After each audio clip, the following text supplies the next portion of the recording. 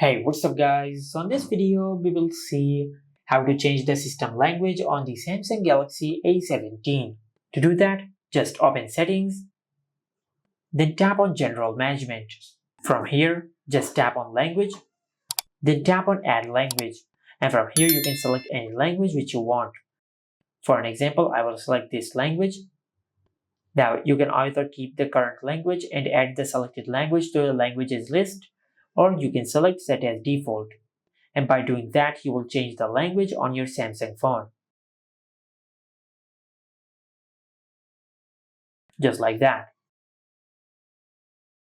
Now you can also add multiple languages to this list. Just tap on Add Language and select any other language which you want.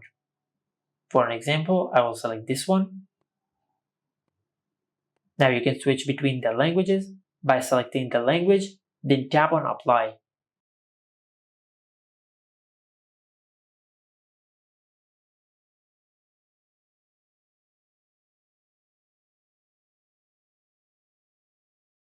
And this is how you can change the system language on the Samsung Galaxy A17. Make sure to like, comment, and subscribe. Thank you for watching.